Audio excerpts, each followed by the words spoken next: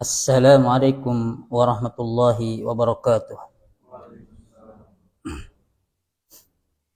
Innal hamdalillah nahmaduhu wa nasta'inuhu wa nastaghfiruh wa na'udzu billahi min shururi anfusina wa min sayyiati a'malina. May yahdihillahu fala mudilla lahu wa may yudlil fala hadiya lahu. Wa asyhadu an la ilaha illallah wahdahu la syarika lahu wa asyhadu anna Muhammadan abduhu wa rasuluh. Ya ayyuhalladzina amanu taqullaha haqqa tuqatih wa la tamutunna illa wa antum muslimun. Ya ayyuhan nasu taqu rabbakumul ladzi khalaqakum min nafsin wahidah wa khalaqa minha zawjaha wa batha minhuma rijalan katsiran wa nisaa'a wattaqullaha alladzi tasaaluna bihi wal arham innallaha kana 'alaikum raqiba. Ya ayyuhalladzina amanu taqullaha wa qulu qawlan sadida yuslih lakum a'malakum wa yaghfir lakum dhunubakum wa may yuti'illaha wa rasulahu faqad faza fawzan 'azima. Amma ba'd. Fa inna asdaqal hadisi kitabullah wa khairal hadyi hadyu Muhammadin sallallahu alaihi wa alihi wasallam wa syarrul umuri muhdatsatuha wa kullu muhdatsatin bid'ah wa kullu bid'atin dhalalah wa kullu dhalalatin finnar. Ma'asyiral muslimin rahimani Allah wa iyyakum ajmain. Alhamdulillah, segala puji dan syukur kita panjatkan kepada Allah Subhanahu wa taala karena pada sore ini Allah masih menakdirkan kepada kita untuk bisa kembali hadir di Al-Majlisul Ilmi. Insyaallah kita akan melanjutkan kajian kita, yaitu membahas fikih. Sekarang insyaallah kita akan memasuki pembahasan, masih membahas bab salat ya, yaitu iqtidaul muftaradi bil mutanaffili wa aksuh.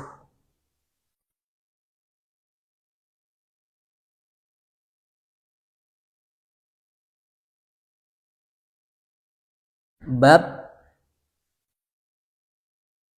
orang yang melaksanakan sholat wajib bermakmum kepada orang yang melaksanakan sholat sunnah, wa aksuhu, dan sebaliknya. Jadi yang akan kita bahas yaitu hukum orang yang melaksanakan sholat wajib bermakmum kepada orang yang sholat sunnah, atau sebaliknya, orang yang melaksanakan sholat sunnah bermakmum kepada orang yang melaksanakan sholat wajib. Disebutkan di dalam sebuah hadis yang diriwayatkan oleh Al-Imam Bukhari juga Al-Imam Muslim, diterima sahabat yang mulia, yaitu Jabir bin Abdullah,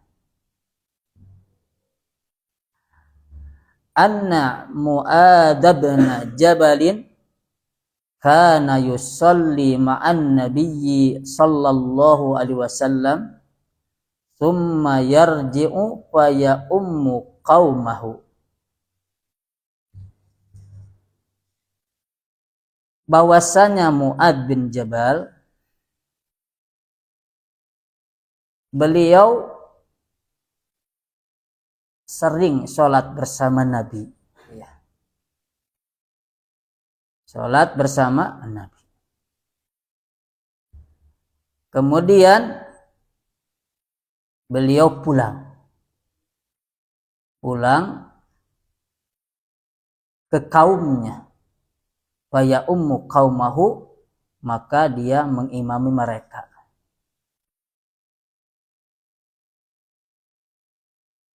Mu'adz bin Jabal ini sholat berjamaah dengan Nabi di salah satu sholat yang diwajibkan. Dikatakan bahwa sholat Mu'adz bin Jabal ketika bermakmum kepada Nabi yaitu sholat Isya. Kemudian dia pulang. Sampai di kampungnya, dia mengimami kaumnya. Nah, sholat yang kedua yang dilakukan oleh Mu'adz bin Jabal bersama kaumnya itu dianggap sholat sunnah. Nah, di sini berarti bolehnya orang yang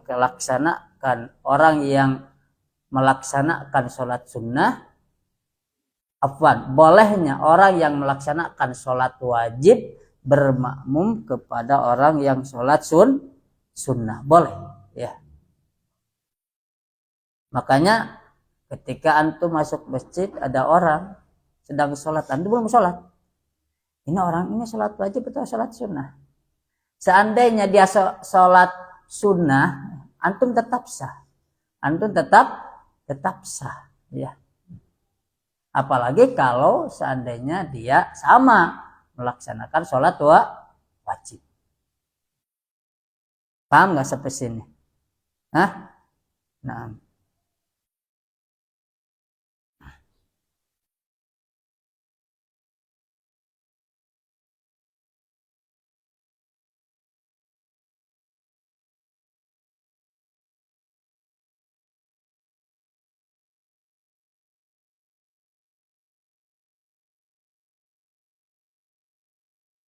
mungkin muncul dalam benak kita, kenapa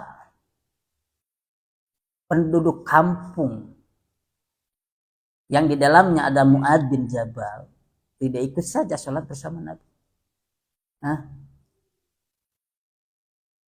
Maka jawabannya bisa jadi itu akan menjadikan mereka ditimpa masyaqqah karena jarak yang jauh. Adapun Mu'adz bin Jabal, dia adalah seorang penuntut ilmu, senantiasa mengambil faedah ilmu dari Rasulullah Sallallahu Alaihi Wasallam. Maka beliau pun sering melaksanakan sholat berjamaah dengan Rasulullah Sallallahu Alaihi Wasallam.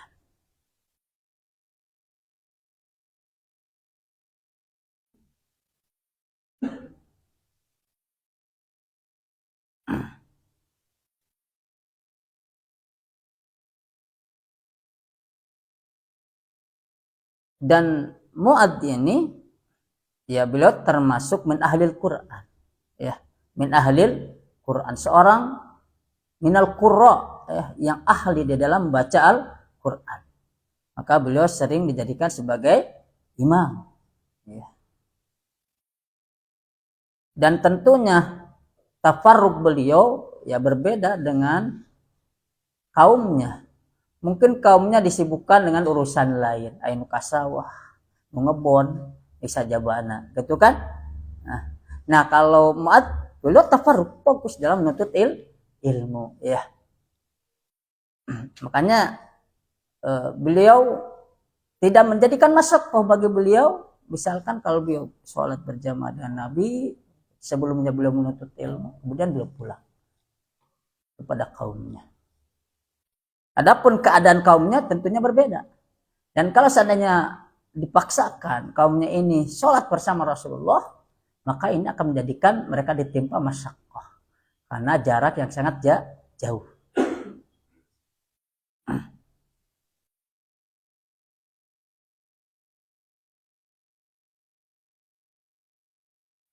Wa an Yazid bin al-Aswadi annahu shalla ma'a Rasulillah sallallahu alaihi wasallam wa huwa gulamun syabun falamma shalla idza rajulani lam yusalliya fi nahiyatil masjid fada'a bihima faji'a bihima tur'adu faraisuhuma faqala ma manakuma an tusalliya mana qala qad shallaina fi rihalina faqala la taf'alu idza shalla ahadukum fi rahlihi summa adrakal imam wa lam yusalli falyusalli mahu fa innaha lahu nafilah.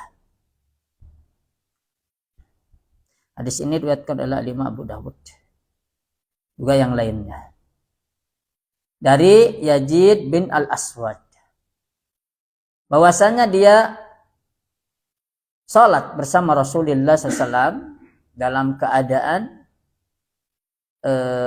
umur beliau menjelang muda, ya, menjelang muda, dari remaja menuju masa muda.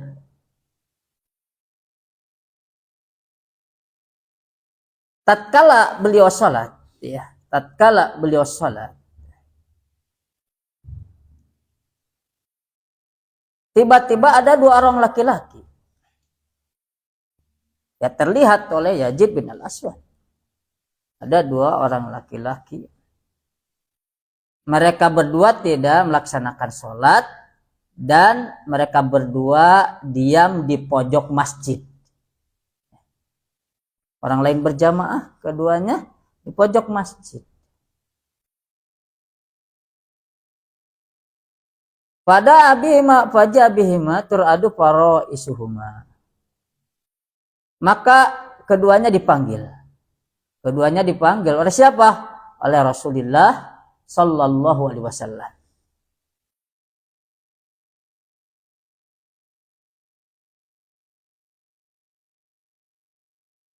Faji abihima. Maka keduanya dibawa, ya, oleh sahabat. Memurang mah digiringkeun. Sok kadari itu panggil ke Rasulullah. Dipanggillah keduanya, datanglah keduanya, ya. Dalam keadaan apa? Dalam keadaan dilanda rasa takut. Sieun dina naun ku Rasulullah. Karena Rasulullah itu merupakan orang yang memiliki haibah yang sangat besar, ya. Memiliki kewibawaan yang sangat tinggi. Mereka keduanya mendatangi Rasulullah SAW dalam keadaan takut, ya.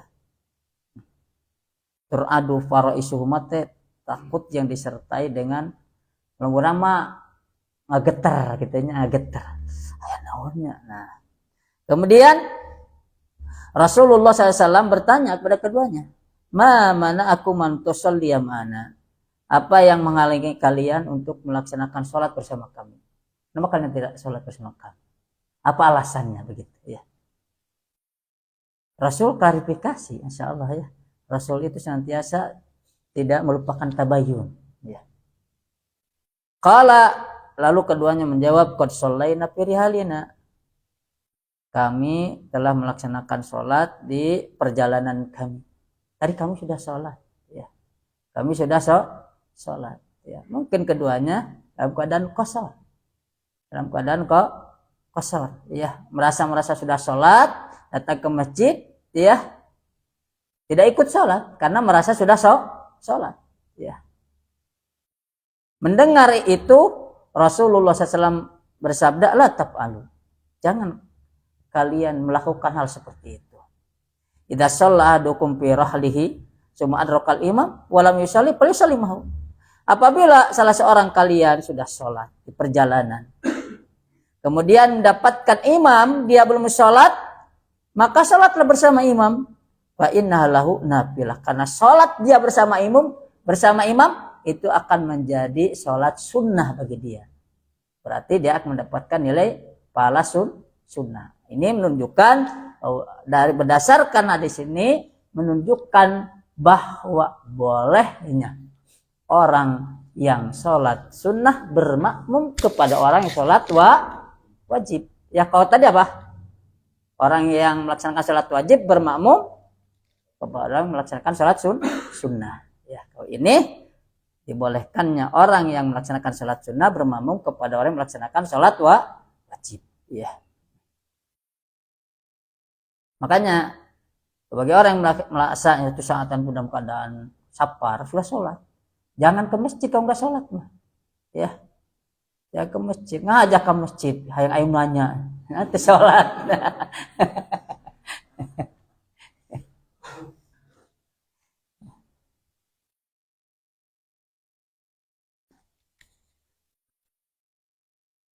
Dan tentunya walaupun kita dalam keadaan safar, ya,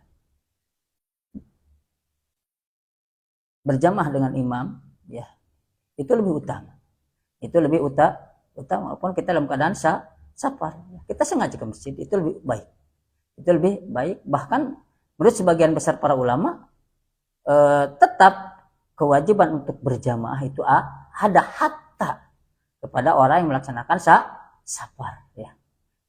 Dalam kondisi perang saja tetap diwajibkan berjamaah, apalagi dalam keadaan safar, apalagi dalam keadaan mukim gitu. Keadaan mukim lebih ringan daripada keadaan safar, dan keadaan safar lebih ringan daripada dalam keadaan perang. Akan tetapi dalam tiga keadaan ini tetap wajib untuk melaksanakan sholat berjamaah. Ya.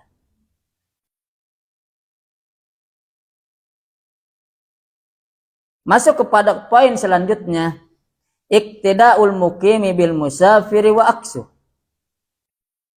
Orang yang dalam keadaan mukim hendaklah dia mengikuti sholat orang yang dalam keadaan safar, ya. Wa aksu ataupun sebaliknya. Jadi boleh orang yang mukim bermakmum kepada orang yang sedang safar. Artinya orang yang safar sholat menjadi imam misalkan dia, maka orang yang mukim boleh bermakmum kepada dia. Atau sebaliknya, orang yang safar boleh bermakmum kepada orang yang sedang mukim.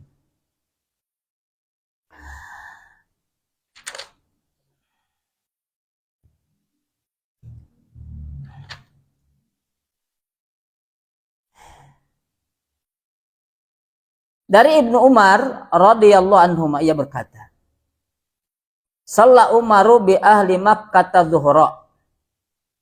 Umar pernah salat dengan penduduk Makkah, itu salat duhur. Umar pernah salat duhur mengimami penduduk Makkah. Fasallama fi raq'ataini. Maka Umar salam di rakaat yang kedua. Berarti kondisinya Umar itu dalam keadaan safar, karena Umar termasuk minal muhajirin, hijrah ya ke kota Madinah. Berarti beliau sudah tidak mukim lagi di Makkah. Maka ketika dia berkunjung lagi ke Makkah, dan pada waktu itu beliau menjadi imam bagi penduduk Makkah, maka posisi beliau sebagai musafir, ya. Maka dia pun sholat 2 rakaat, wasallama fi rakaataini, maka beliau pun salam di 2 rakaat, ya. Summa qala, kemudian dia berkata, atimmu sholatakum ya ahla Makkah. Wahai penduduk Makkah, sempurnakan sholat kalian. Wa inna qaumun safrun, karena sesungguhnya kami adalah orang-orang yang sedang safar. Nah, bagi orang mukim yang bermakmum kepada yang safar, maka wajib untuk menyempurnakan. Imam 2 rakaat, misalkan sholat duhur atau sholat isya, ya. 2 rakaat, maka orang yang berjamaah bersama imam, orang-orang mukim bersama dengan imam yang dalam keadaan safar, maka wajib mereka untuk menyempurnakan. Apakah menunjuk imam lagi? Tidak perlu. Silahkan menyempurnakan masing-masing, ya.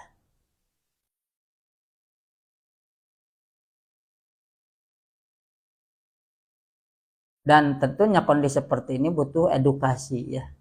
Butuh edukasi, butuh sosialisasi kepada masyarakat, ya.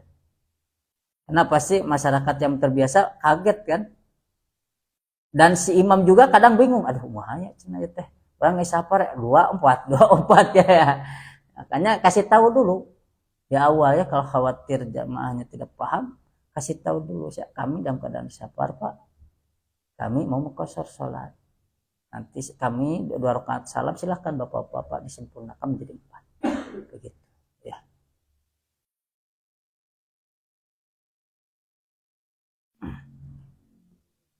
Kemudian kalau seandainya ada pertanyaan, bagaimana kalau kita 4 saja deh, kan gitu. Kita dalam keadaan safar, aduh makmumna mukim kumanya, udahlah kita ditamkan saja, sempurnakan 4, gimana? Dalam hal ini saya belum mendapatkan dalilnya. Saya belum mendapatkan dalilnya ya. Karena bagi orang yang safar ya yang lebih utama adalah qashar ya, kecuali kalau dia berjamaah ya bermau pada imam yang mukim ya. Hukum asal bagi orang yang safar, dia hukum asalnya kok qashar ya itu. Dan saya belum mendapatkan dalil bahwasanya ada sahabat apalagi Nabi ya, ketika dia safar dia menyempurnakan sholat ya, gara-gara makmumnya mukim gitu, nggak ada. Saya belum dapatkan seperti itu ya. Makanya sikap yang lebih hati-hati agar sesuai dengan sunnah, maka kita ditunjuk menjadi imam, kasih tahu, Pak kami dalam keadaan safar, kami mau mengqashar sholat 2 rakaat, nanti 2 rakaat kami akan salam, silahkan Bapak sempurnakan, begitu ya. Kalau mereka keberatan ya udah mereka jadi imam. Ya udah Bapak nggak mau Ustaz. Ya udah jadi imam. Saya ikuti Bapak gitu. Paham nggak? Seperti itu. Karena saya dulu pernah ada ikhwan, dia dalam keadaan safar, makmumnya mukim, dia menyempurnakan sholatnya dengan pertimbangan khawatir jamaah bingung ya, wallahu alam. Tapi kalau anak saya pribadi, jika sesuai dengan sunnah tadi, kasih tahu dulu ya, kasih tahu dulu bahwasanya kita sedang safar.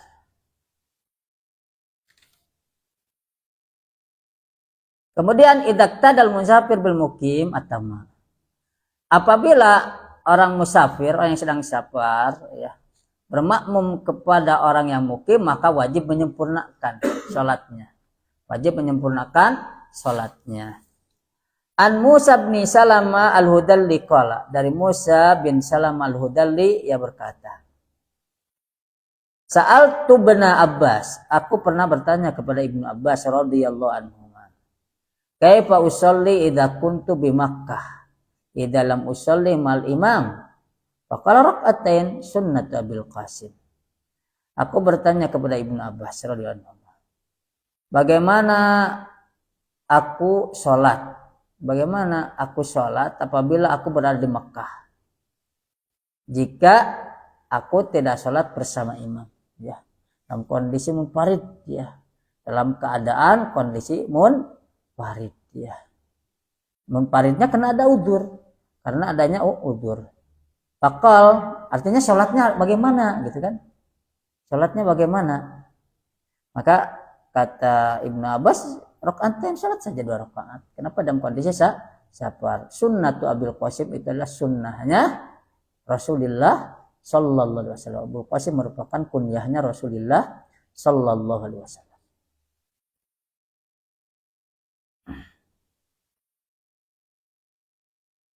Wa an Abi Mijlajin ya, qala qultu li Ibnu Umar, dari Abu Mijlaj dia berkata, aku berkata kepada Ibnu Umar radhiyallahu anhu, al musafiru yudriku rak'ataini min salatil qaum, yakni al muqimin, bahwa ada seorang musafir, dia mendapatkan 2 rakaat ya dari salatnya orang yang dalam keadaan mukim,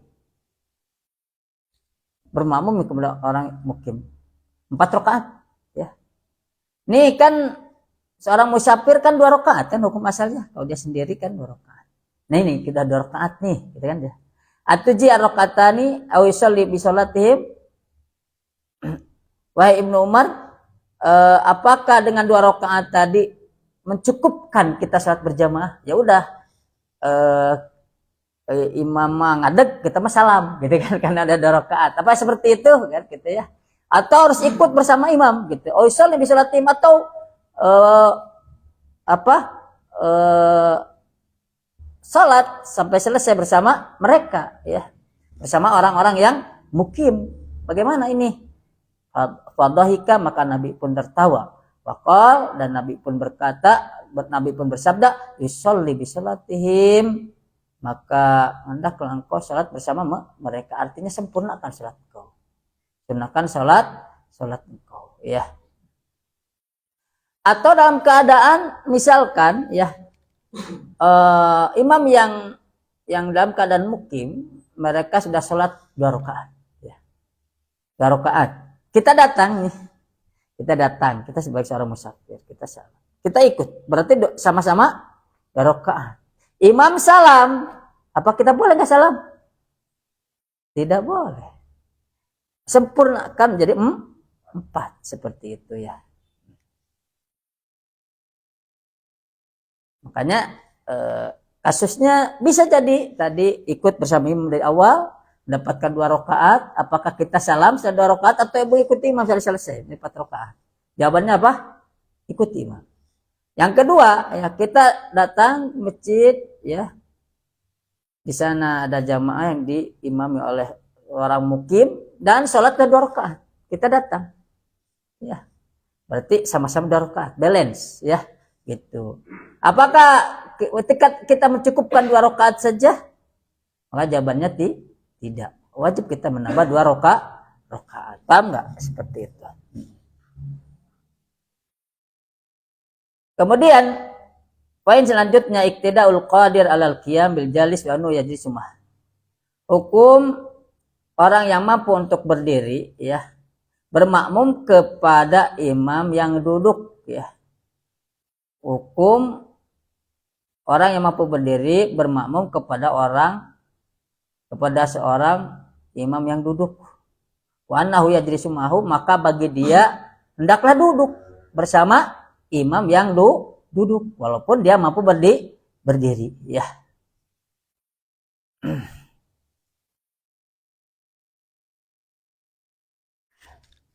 Imam, makanya kan kadang ada imam yang dia sakit kaki ya. Ya udah tetap aja dia jadi imam ya.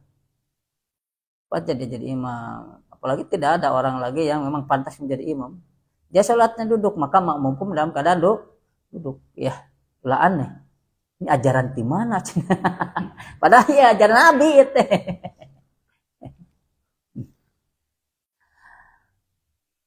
Disebutkan di dalam hadis yang diriwayatkan oleh Al-Imam Bukhari, Imam Muslim, dari sahabi Aisyah radhiyallahu anha, bahwasanya Aisyah berkata, "Shalla Rasulullah sallallahu fi baitihi wa huwa syakin, fa shalla jalisan." Rasulullah sallallahu, beliau salat di rumahnya dalam keadaan sakit ya, dalam keadaan sakit ya. Fa shalla jalisan, dan dia pun salat dalam keadaan duduk. Wa shalla wara'ahu qaumun qiyaman. Maka di belakang beliau ada beberapa orang yang ikut sholat dalam keadaan berdiri ya. Ya tidak disebutkan, mungkin bisa jadi mungkin keringalongok gitu ya Nabi ya, atau gimana keadaannya. Intinya pada waktu itu Nabi dalam keadaan sakit, dia pun sholat dalam keadaan duduk ya. Maka ada beberapa orang yang ikut bermakmum kepada Nabi dalam keadaan mereka berdiri dalam sholatnya. Fa'asyara ilaihim, dan Nabi pun memberikan isyarat kepada mereka anijlisu, agar mereka duduk ya. Falamman sharafa, maka setelah selesai beliau sholat, beliau bersabda, inna maju ilal imam liutamma bihi. Sungguhnya imam itu diangkat jadi imam, sungguhnya seseorang yang angkat jadi imam agar diikuti. Wa idza raka'a farka'u, apabila dia ruku maka hendaklah ruku kalian. Wa idza rafa'a farfa'u, dan apabila dia mengangkat ya eh, tubuhnya, ya badannya, ima ketika ruku atau ketika sujud, maka angkatlah tubuh kalian. Idza shalla jalisan, dan apabila dia sholat sambil duduk, fasallu julusan, maka hendaklah kalian sholat dalam keadaan duduk, ya gitu.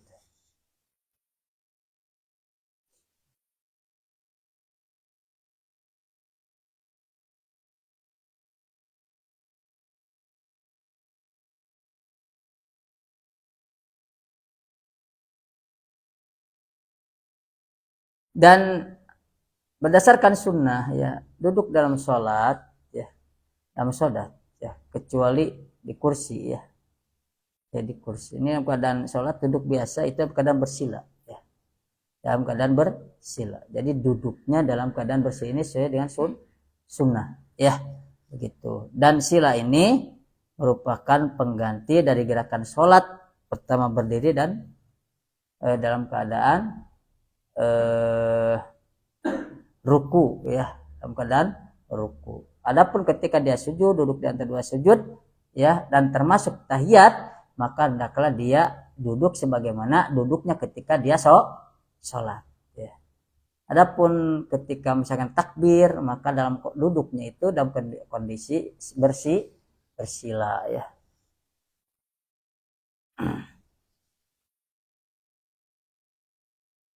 Maka makmum pun bersila. Ini sunnah, ya. Ini sunnah. Ketika selesai ruku, ya selesai ruku, dia sujudnya biasa, ya sujudnya biasa seperti itu. Kemudian duduk di antara dua sujudnya sebagaimana duduk di antara dua sujud sebagaimana kita sholat. Begitu juga kita tahiyat, ya.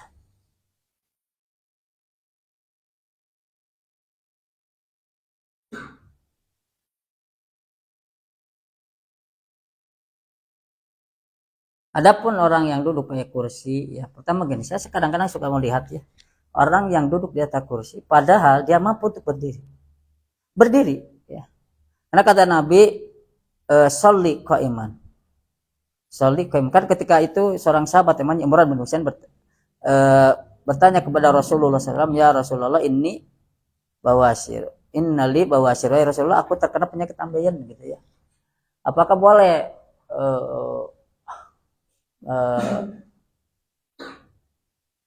intinya bertanya bagaimana aku sholat, ya. Maka kata Nabi apa? Sholli qaiman, sholat sambil berdiri. Jadi paksakan dulu sholat sambil berdiri.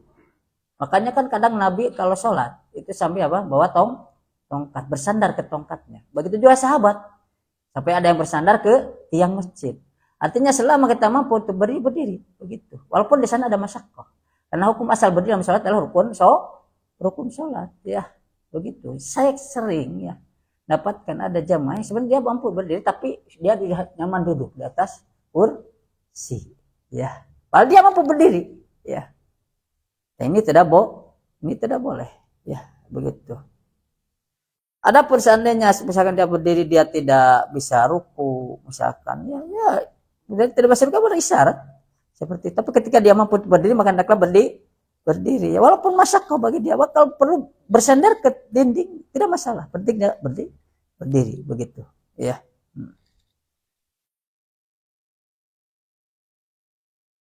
Dan kemudian posisi orang yang duduk, ya dalam berjamaah, ya orang duduk dalam berjamaah, posisi kursinya itu menjadi patokan adalah pinggang, bukan kaki. Dan kalau bisa kursinya itu jangan kursi yang dilipat itu, ya, karena kursi yang dilipat itu mengambil space orang, space orang, begitu, ya. Yang akhirnya apa?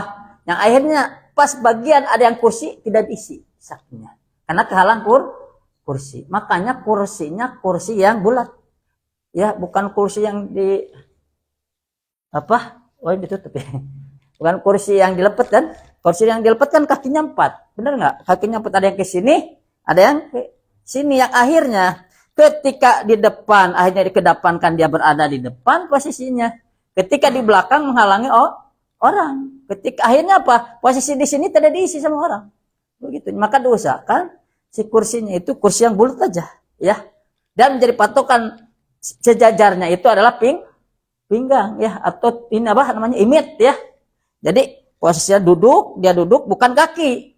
Jadi posisi sejajar dengan yang lainnya bukan kaki tapi apa ini namanya? Iya, pinggang ya ini. Jadi sejajar gitu. Dan kursinya tadi ya, kursinya yang bulat aja. Jadi tidak mengganggu orang yang di belakang. Tapi realnya kebanyakan saya lihat tuh di masjid-masjid si kursinya tuh kursi yang ke sini ya, si kakinya akhirnya apa? Yang di sini nggak diisi. Akhirnya terputus saf.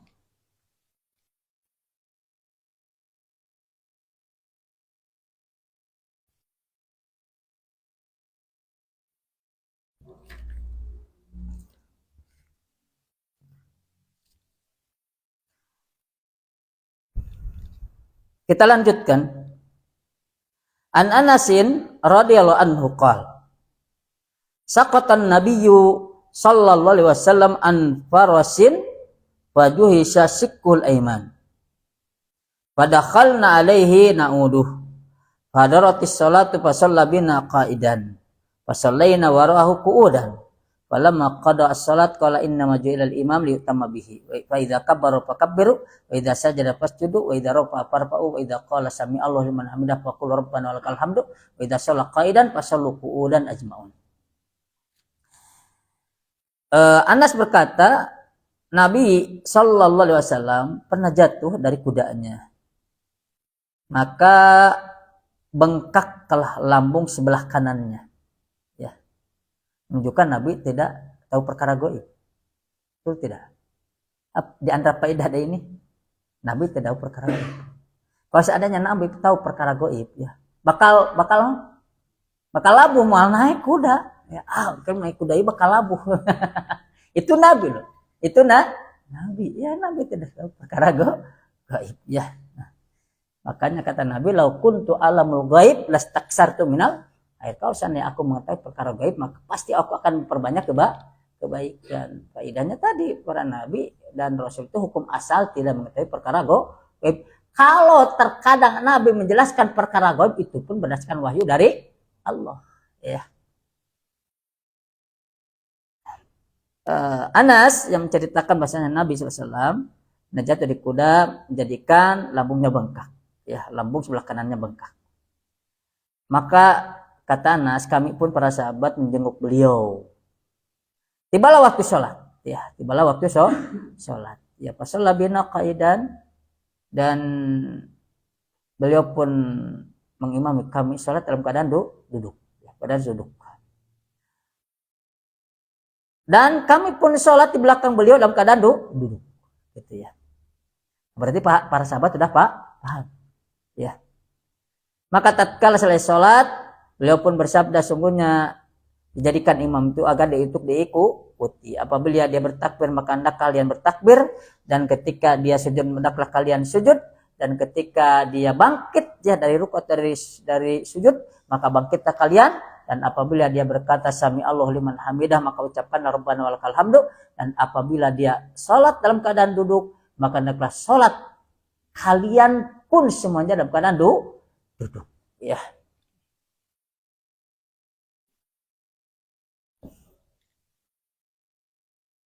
Ada kejadiannya anak yang sering lihat di satu masjid ya. Dulu ya anak ngontak di daerah itu. Si imamnya itu dia nggak bisa berdiri lama, sekian detik dia udah nggak kuat ya si imamnya tuh. Akhirnya ya si imamnya itu ya tidak menjadi imam, ya tidak menjadi imam. Akhirnya dia tuh habis adzan ya kan, adzan karena dia itu DKM masjid lah, bukan DKM masjid ya, orang marbot tapi sering jadikan imam yang biasa dia dari kampung bawa ke kota butuh imam kan biasanya gitu ya adzan termasuk kadang dia jadi imam, dia adzan masuk ya ke tempat tinggalnya, maksudnya di dekat masjid ya, nggak nolol lagi gitu ya. Nanti ada imam lain baru udah sholat dilaksanakan, dia datang lagi dan dia sholat dalam keadaan duduk ya begitu. Dan kasihan juga ya, kasihan. Memang kadang dilema ya ketika real di lapangan. Ketika dia jadi imam duduk, makmum ngartiin tuh kan gitu ya. Dia sholat imam. Jauh tamu di mana nah, ayo sholatnya dari yuk cenah gitu. Makanya kan di GBL ya dekat GBL kan. Jauh picking karek ajar sholat. Nah, cenah sholat dari yuk cenah. Kan bingung kan gitu ya. Tapi sekali-kali ya ajarkan sunnah seperti ini. Ada yang bertanya jawab seperti itu. Tapi ya kalau ada yang menggantikannya dan itu berdasarkan persetujuannya dan memang layak menjadi imam tidak apa-apa. Tapi seandainya dia memberikan edukasi ke masyarakat maka itu lebih baik. Dia sholat sambil duduk, ajarkan sekali-kali masyarakat. Wah kain seperti ini itu bagian dari sunnah begitu. Nah.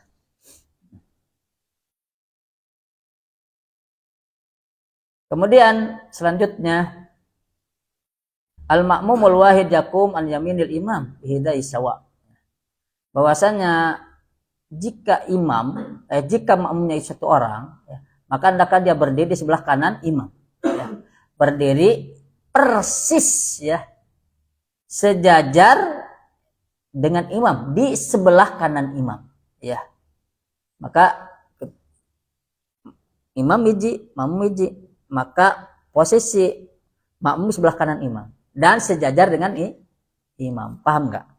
Maka ketika ada pertanyaan, apa yang bedakan antara imam dengan makmum? Kalau sejajar itu apa? Sebelah kanannya. Ini mana imamnya? Ingat, berarti yang sebelah kanan adalah makmum. Imam berarti sebelah kiri, itu yang bedakannya, begitu ya.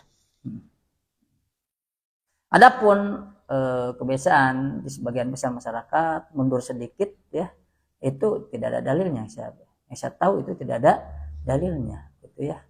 Alasannya kan untuk membedakan imam dengan makmum. Padahal dengan sebelah kanannya saja sudah menjadi pembeda imam dengan makmum, ya. Dan sunnahnya seperti itu, ya. An Ibnu Abbas radhiyallahu anhu maqal bittu fi baiti khalati Maimunah fa shalla Rasulullah sallallahu alaihi wasallam al-isya summa jaa fa shalla 4 rakaat summa nama summa qama faji'tu fa qumtu an yasarihi fa ja'alani an yaminihi. Dari Ibnu Abbas radhiyallahu anhu ia berkata, aku bermalam di rumah bibiku yaitu Maimunah, ya. Tidak salah, Maimunah ini termasuk bagian dari istri Rasulullah SAW. Maka Rasulullah pun sholat isya. Ya. Kemudian ya sholat isya di masjid ya. Kemudian dia datang ya ke rumah gitu ya. Pasol 4 rakaat dan dia pun sholat 4 rakaat ya, 4 rakaat. Wallahu alam apakah sholat setelah isya 4 rakaat atau apa di sini ya. 4 rakaat di sini apakah dua rakaat salam ya, atau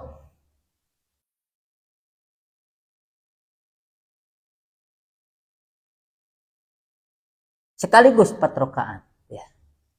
Nah kita lihat semua nama kemudian beliau pun tidur, kemudian beliau pun tidur silakan sholat 4 rakaat ya tadi. Tapi kalau berdasarkan dari hadis, jika ini sholat sunnah, tentunya sepertinya ini sholat sunnah, maka dilaksanakan dua ya.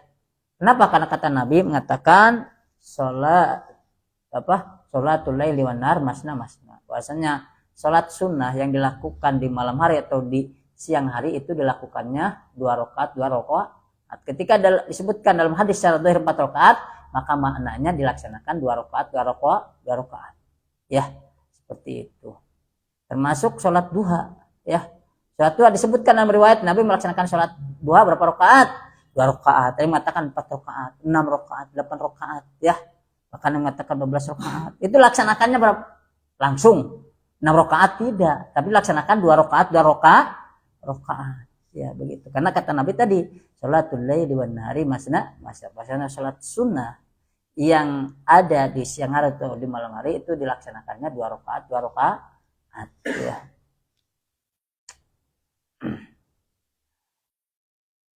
Kemudian tidur lalu dia bangun ya, Beliau bangun yang untuk melaksanakan sholat malam. Faji itu maka aku pun datang ya. Aku pun datang artinya menghampiri Rasulullah SAW untuk ikut sholat ya Ibnu Abbas ini.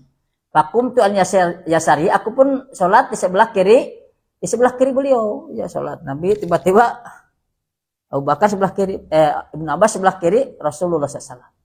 Faja'alani an yaminihi, maka beliau pun menjadikanku untuk berdiri di sebelah kanan. Ya.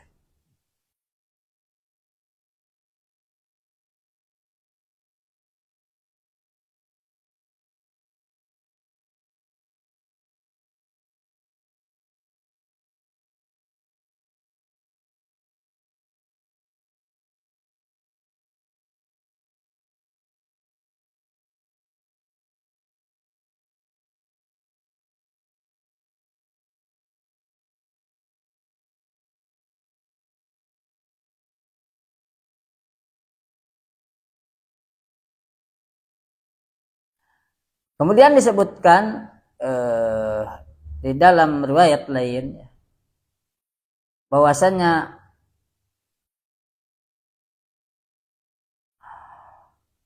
Ibnu Abbas berkata bahwasanya Ibnu Abbas mendatangi Rasulullah SAW di akhir malam, ya di akhir malam, ya di sepertiga malam mungkin ya. Maka aku pun sholat bersama beliau. Aku sholat di belakang beliau. Fakhadha biyadaya, maka beliau pun memegang kedua tanganku ya, memegang tanganku. Fajarroni, dan beliau pun menarikku ya. Faja'alani hidaahu, dan menjadikanku sejajar dengan beliau. Jadi berdasarkan satu hadis sebelah kanan ya, sejajar atau tidak hukum asal sebelah kanan di samping Nabi berarti hukum asal sejajar. Itu berdasarkan pengertian umum. Ketika disebut Nabi menjadikan Ibnu Abbas di sebelah kanannya, berarti hukum asal apa? Di sebelah kanan dan sejajar. Itu ya. Apalagi kalau seandainya ada hadis yang secara soris menjelaskan sejajar dengan beliau, faja'alani hidau, maka beliau menjadikanku sejajar dengan beliau. Gitu.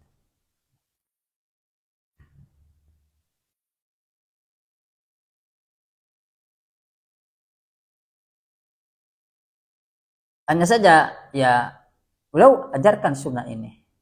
Terutama antum sholat ya, jadi imam. Ada orang mau Pak, enggak, akan dapat berdua.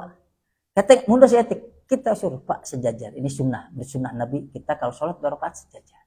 Sampaikan begitu. Kan biasa bandal mana yang sejajarnya mundur nih teh. Benar kita saya pernah pengalaman mundur nih teh.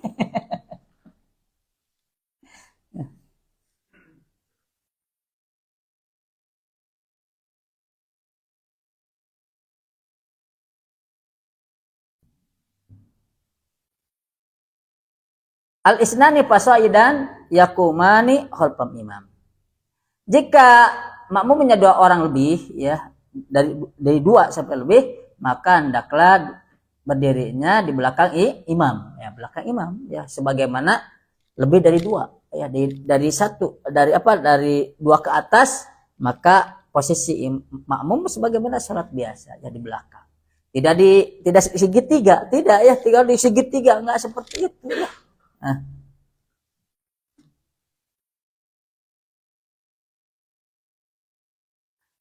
An Jabirin radhiyallahu anhu qala qama Rasulullah sallallahu alaihi wasallam yusalliya fajitu fakumtan yasari fa akhadha bi yadi padaroni hatta qamani an yaminihi summa jaa Jabbar bin Suhrin fa qama an yasari Rasulillah sallallahu alaihi wasallam fa akhadha bi aydina jami'an fa dafa'ana hatta qamana khalfah. Dari Jabir radhiyallahu anhu ia berkata, Rasulullah SAW berdiri untuk sholat. Maka aku pun datang ya, kata Jabir. Maka aku pun sholat di sebelah kiri beliau. Ya, ini dalam kondisi seorang ya. Berarti Jabir pun paham kalau dalam kondisi sendiri makmum terus sebelah kanan. Waktu itu Jabir dia posisinya sebelah kiri. Fakhadha biyadi, maka Rasul memegang tanganku, kata Jabir. Padaroni, dan memutarkannya ya, memutarkannya ya. Kita pindah.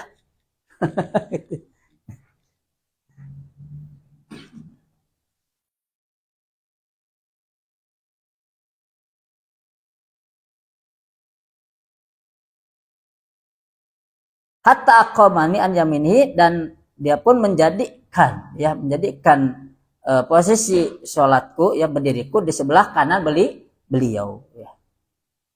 Kemudian datanglah Jabar bin Sahar, ya. Datang Jabar bin Sahar.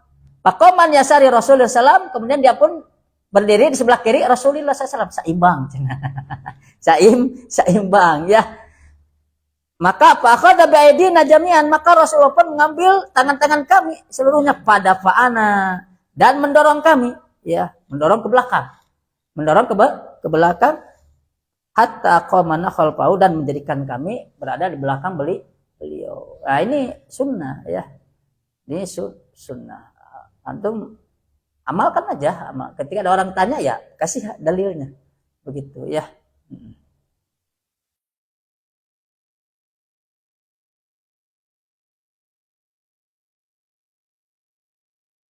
Fa idza kana al-ma'mum imra'atan fa inna taqumu khalfal imam. Apabila yang menjadi makmumnya adalah seorang perempuan, maka hendaklah dia berdiri di belakang imam. Nah, bagaimana kalau seandainya makmumnya seorang perempuan? Ya, apakah sejajar dengan imam?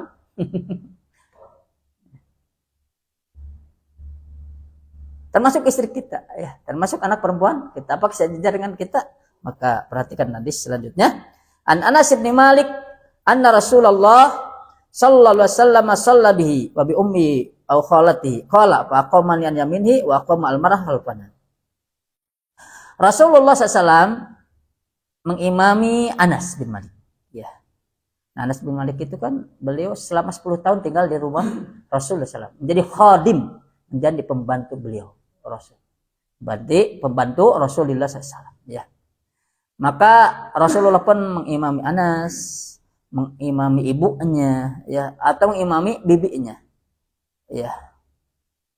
Qala, maka Anas berkata fa aqamani an yamini, maka Rasulullah SAW menjadikan tempat berdiriku itu di sebelah kanan, ya, sebelah kanan.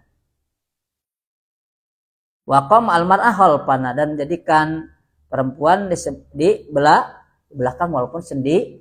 Itu mau istri kita ataupun bukan istri kita, ya, seperti itu. Mungkin ini saja yang bisa Anda sampaikan, ya. Mungkin sebelum ditutup barangkali ada pertanyaan.